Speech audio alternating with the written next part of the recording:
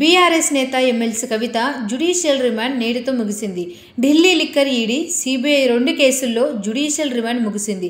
దీనితో తీహార్ జైలు అధికారులు నేడు రౌజ్ అవెన్యూ కోర్టులో కవితను హాజరుపరిచారు.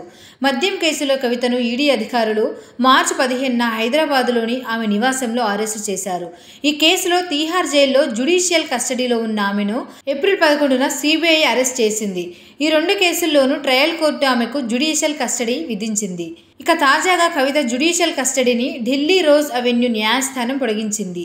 ప్రత్యేక న్యాయమూర్తి జస్టిస్ కావేరి బవేజా వాదనలను విన్నారు. కవిత తరపున ప్రముఖ న్యాయవాది నితీష్ రాణా తన వాదనలను వినిపించారు. ఈడీ తరపున అదనపు సొలిసిటర్ జనరల్ వాదించారు. కవితను జ్యుడిషియల్ కస్టడీని మరికొంతకాలంగా పాటు పొడిగించాలని, రిమాండ్కు తరలించేలా ఆదేశాలను జారీ చేయాలని విజ్ఞప్తి చేశారు. ఢిల్లీ మద్యం పాలసీ కుంభకోణం కేసులో మరింత లోతుగా దర్యాప్తు చేయాల్సి ఉందని పేర్కొన్నారు. కవిత ప్రమేయం ఉన్నట్లు నిర్ధారించామని, మరింత సమాచారాన్ని ఆమె నుంచి రాబట్టాల్సి ఉందని న్యాయమూర్తికి వివరించారు. ఇప్పటికే కవితకు చెందిన 100 కోట్ల రూపాయలను అటాచ్ చేసిన విషయాన్ని గుర్తు చేశారు.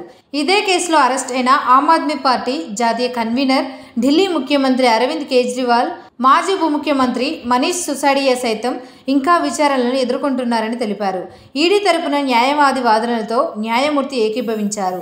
కవిత జ్యుడిషియల్ రిమాండ్ను జూలై 3వ తేదీ వరకు పొడిగించారు. ఆమె అరెస్ట్ అయిన తర్వాత కస్టడీని ఏకంగా 1 రోజుల పాటు పొడిగించడం ఇదే తొలిసారిగా చెబుతున్నారు. మరోవైపు మద్యం కుంభకోణంలో బెయిల్ మంజూరు చేయాలంటూ కవిత దాఖలు చేసిన పిటిషన్లపై వాదనలు ముగించిన ఢిల్లీ హైకోర్టు తీర్పును రిజర్వ్లో ఉంచింది.